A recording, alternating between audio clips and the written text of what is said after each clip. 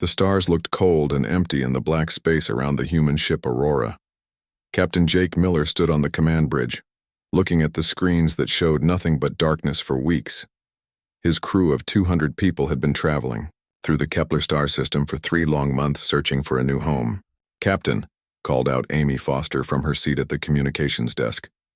"I am getting a signal." Jake turned around quickly. In all their time in space, they had never heard from anyone else. "What kind of signal?" Amy pressed some buttons and listened through her headphones. Her face showed worry. "It is not from Earth, sir. This signal is different.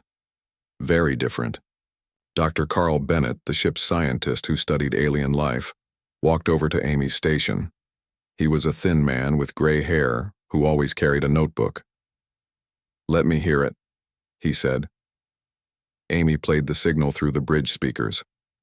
A strange sound filled the room. It was like a voice, but not human. The voice said the same words over and over. The sound was high and musical, but there was something in it that made everyone feel sad. "It sounds scared," said Dr. Kate Lewis. "The ship's doctor." She was standing near the medical monitors. "Whatever is making that sound needs help." Jake felt his heart beat faster. This was it. This was first contact with alien life. He had trained for this moment his whole life. But now that it was happening, he felt nervous and excited at the same time. "Amy, can you find where the signal is coming from?" Jake asked. "Yes, sir. It is coming from the asteroid field about 50 miles ahead of us." Jake looked at the main screen. The asteroid field was full of floating rocks, some as big as buildings. It would be dangerous to fly the Aurora through there, but someone needed help. "Take us closer," Jake ordered. "But go slow and keep our weapons ready." Rick Adams, the chief engineer, spoke up from his station. "Captain, my sensors show something strange in the asteroid field. It looks like a ship, but it is very small and badly damaged." As the Aurora moved carefully through the floating rocks, they could see more clearly. There was indeed a ship, but it looked nothing like human ships. It was round and smooth like a silver egg. But the egg was cracked. Black marks covered its surface, and Jake could see it was leaking air into space. "Life signs?" Jake asked Dr. Lewis. Kate looked at her medical scanner. "2 life forms, Captain. One is very weak. Heart rate is slow. The other one seems to be young and healthy, but very stressed." "Look at the view screen," Amy said quietly. Everyone looked at the main screen. Through a window in the alien ship, they could see a small figure. It looked almost human, but different. The being had pale blue skin that seemed to glow softly. Its eyes were much larger than human eyes, and they were completely black. It looked young, maybe like a human child. The small alien was pressing its hands against the window. Its mouth was moving fast, and Jake realized it was the source of the voice they were hearing. The alien child was calling for help. "Captain," Dr. Bennett said, his voice full of wonder, "we are looking at the first alien life form humans have ever seen." Jake felt the weight of the moment. This was history happening right now. But more important than history, this was about saving lives. "The small one is trying to tell us something," Amy said. She had been listening to the signal more carefully. "The pattern of the sounds, it keeps pointing toward the inside of their ship." Dr. Lewis checked her medical scanner again. "Captain, the weak life sign is getting weaker. Whatever is in there is dying." Jake made his decision quickly. "Rick, can we connect to their ship?" Rick studied his engineering screens. "It will be difficult, sir. Their ship design is completely different from ours.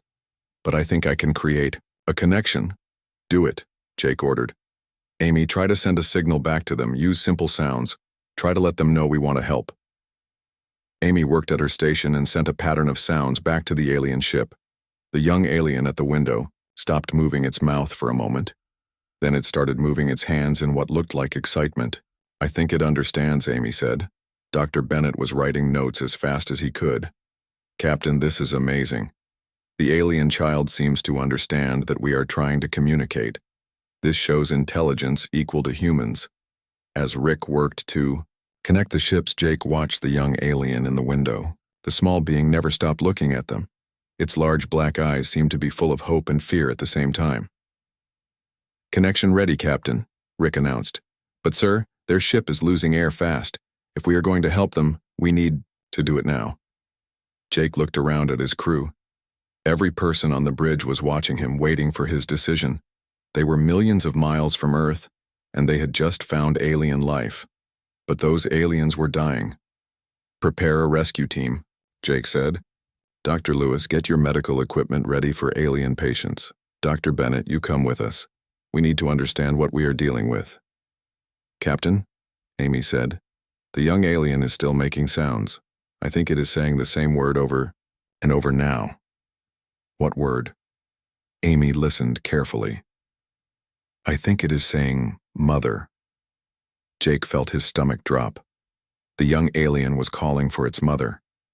And if Dr. Lewis was right, the mother was dying. "Move faster, people," Jake said. "We have a family to save." The rescue was about to begin, and Jake knew that nothing would ever be the same again. Rick Adams worked as fast as he had ever worked in his life. The chief engineer and his team had only 30 minutes to build a bridge between the human ship Aurora and the alien ship. The alien ship was losing air quickly, and time was running out. "Sir, their ship uses a completely different system," Rick told Captain Jake. "Our doors will not fit with their doors. I need to build something new." "How long?" Jake asked. 20 minutes if everything goes right," Rick said, wiping sweat from his face. Dr. Kate Lewis was in the medical room, preparing for something she had never done before. She was getting ready to treat alien patients. She had no idea what their bodies were like inside, what medicines would help them, or even how to touch them safely. "Amy," she called to the communications officer, "keep talking to the young alien. Try to tell it we are coming to help." Amy sent simple sound patterns to the alien ship. The young alien at the window seemed to understand. It started pointing inside its ship and making urgent sounds. "Dr. Lewis," Amy said, "I think the alien child is trying to tell us that time is very important." The sounds are getting faster and more worried. Jake felt his chest tighten with worry. Every minute that passed was a minute closer to losing the aliens. He had never felt pressure like this before. "Rick, how much longer?" he called out. 10 more minutes, Captain. My team is working as fast as we can." Dr. Bennett was standing next to Jake, watching the alien child through the view screen. "Captain, look at how the young one behaves. It never stops looking toward the inside of the ship. It cares deeply about whoever is in there." Jake nodded. He could see the love and worry in the alien child's large black eyes. It reminded him of human children who were scared for their parents. Finally, Rick's voice came over the ship's communication system. "Connection ready, Captain. But be careful. Their air is different from ours. You will need breathing equipment." Jake put on his spacesuit and breathing mask. Dr. Lewis and Dr. Bennett did the same. They carried medical equipment and communication devices. "Amy, keep monitoring us," Jake said. "If anything goes wrong, close the connection immediately." The 3 humans walked through the new bridge between the ships. When they opened the door to the alien ship, Jake was surprised by what he saw. The inside of the alien ship was beautiful, even though it was damaged. The walls were smooth and curved, and they glowed with a soft blue light. Strange symbols covered the walls, probably alien writing. But smoke filled the air, and Jake could smell something burning. The young alien ran to them immediately. It was smaller than Jake had thought, maybe the size of a 10-year-old human child. Its blue skin was smooth and seemed to shine slightly. When it looked at Jake with those huge black eyes, Jake felt like it was looking into his soul.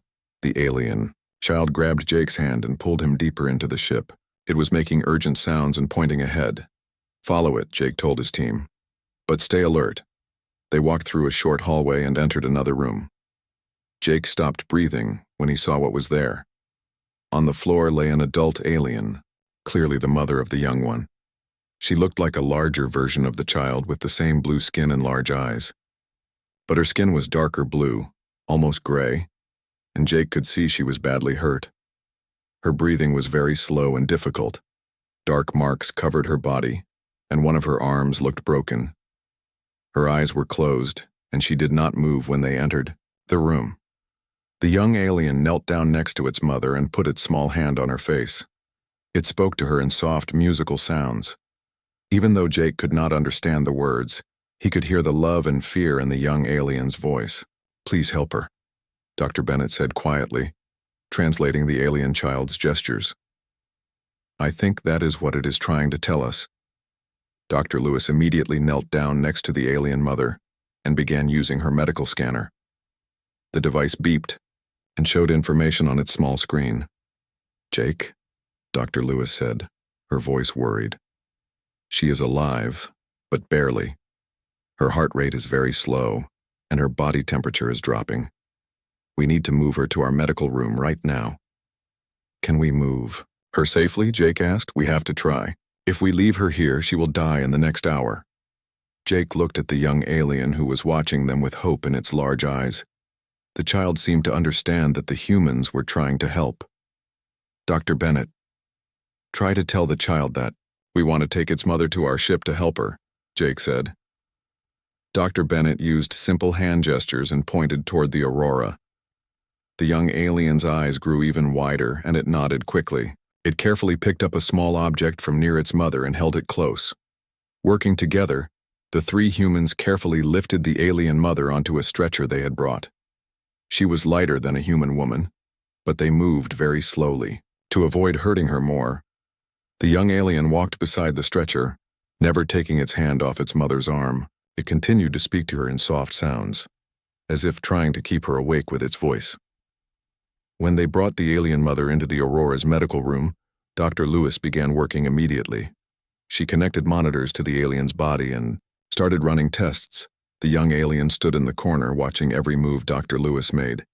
Its large eyes followed every machine, every medicine, every touch. "Jake," Dr. Lewis said after a few minutes, "I have good news and bad news. The good news is that her body is similar enough to humans that I can help her. The bad news is that she has been poisoned." "Poisoned?" Jake asked. "Yes. Something toxic is in her blood. It is making her very sick. But Jake, there is something strange about this poison." Dr. Lewis showed Jake the medical readings. "This poison is not natural.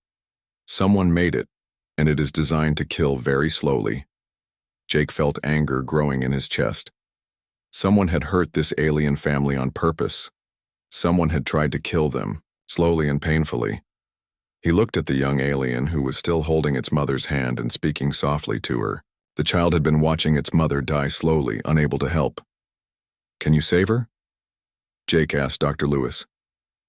"I'm going to try everything I can," she said.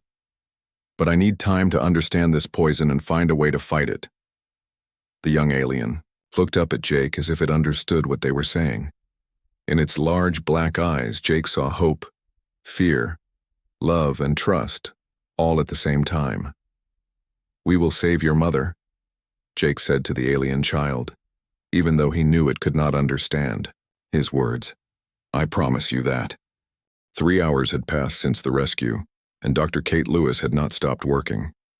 The alien mother lay on the medical bed, connected to machines that helped her breathe and monitored her heart. The poison in her blood was unlike anything Kate had ever seen before. The young alien sat in a chair next to the bed holding his mother's hand. He had not moved from that spot since they brought her in. Every few minutes he would speak to her in his musical language, as if trying to wake her up with his voice. "Any progress?" Captain Jake asked as he entered the medical room. Kate looked tired and worried. "The poison is very complex, Jake. It attacks her body slowly, making her weaker and weaker. But there is something strange about it." "What do you mean?" "This poison was designed by someone who understands biology very well. It is not meant to kill quickly. It keeps the victim alive but helpless." Jake felt sick to his stomach. "You mean someone wanted her to suffer?" "Yes. And Jake, there is something else. The poison has markers in it like a signature. Whoever made this poison has used it many times before." Dr. Carl Bennett walked into the room carrying his notebook and some drawings. He had been working on communicating with the young alien. Captain, I have made some progress, Bennett said. The young alien is very intelligent. He learns fast. Bennett showed Jake some simple drawings he had made. Pictures of circles, triangles, numbers, and basic shapes. Next to each drawing was an alien symbol. He taught me some of his language, Bennett explained. His name sounds like river in English. His mother's name means something like morning star. Jake looked at the young alien, who Bennett now called River. The child looked up at Jake with those huge black eyes and spoke a few words in his language. What did he say? Jake asked. Bennett checked his notes. He said, "Thank you, and please help Mother." Jake knelt down next to River's chair. "We are trying everything we can to help your mother," he said slowly. Even though River could not understand all the words, Jake hoped his tone would show he cared. River nodded and pointed to his mother. Then he made gestures with his hands and spoke rapidly. "He is trying to tell us something important," Bennett said, watching carefully. "River, slow down. Show us again." River took a deep breath and pointed to his mother again.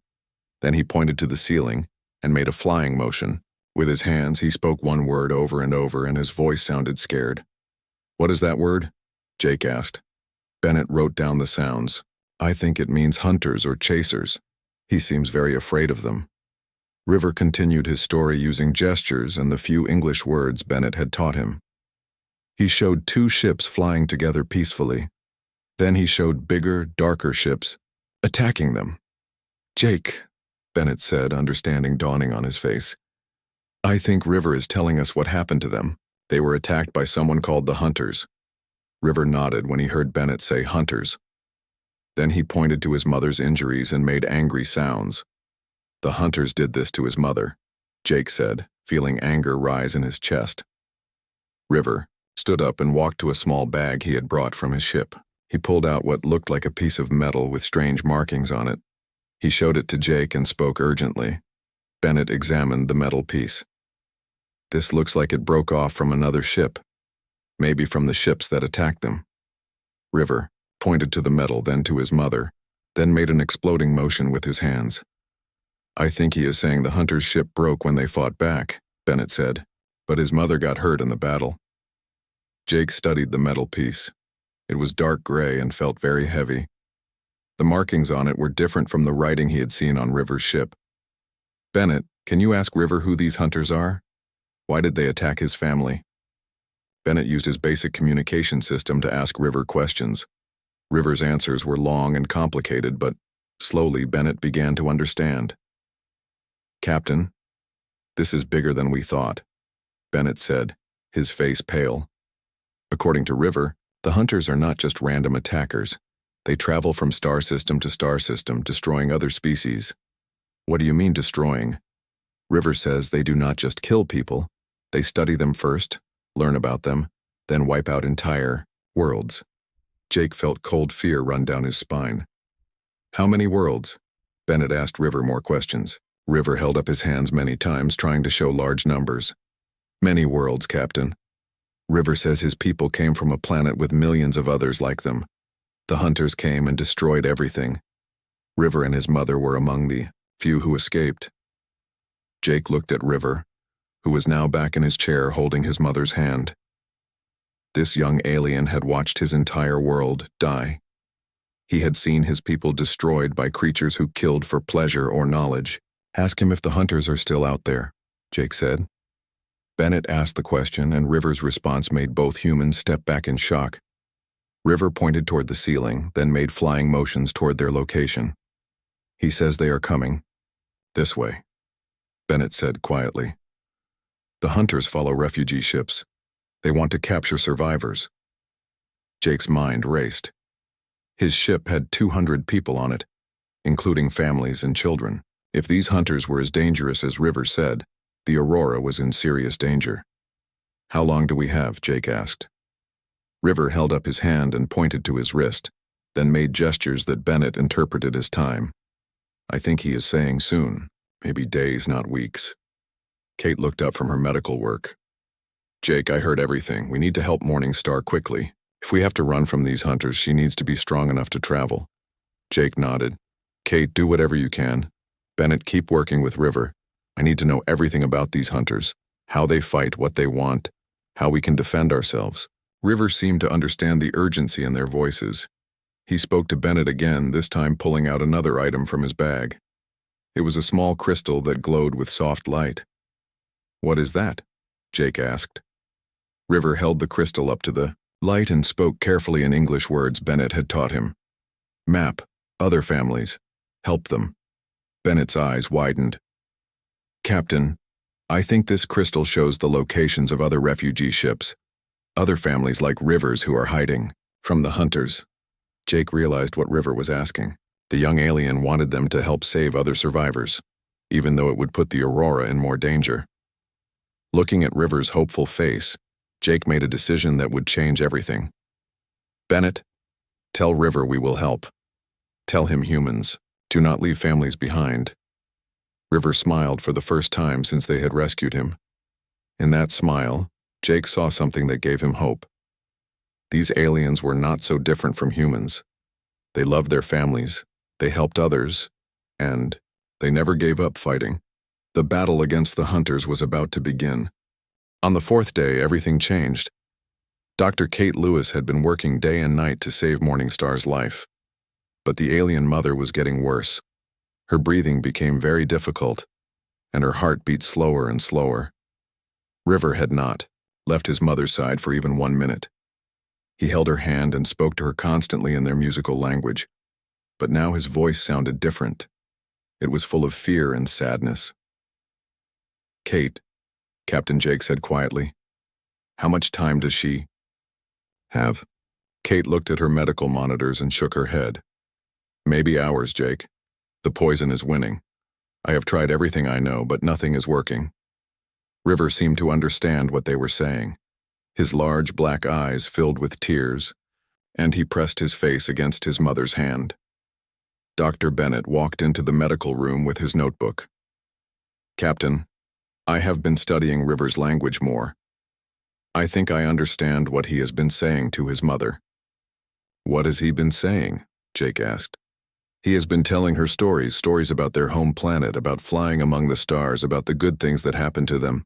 But Jake, he has also been telling her about us." Jake looked surprised. "About us?" "Yes. River has been telling his mother about the kind humans who saved them.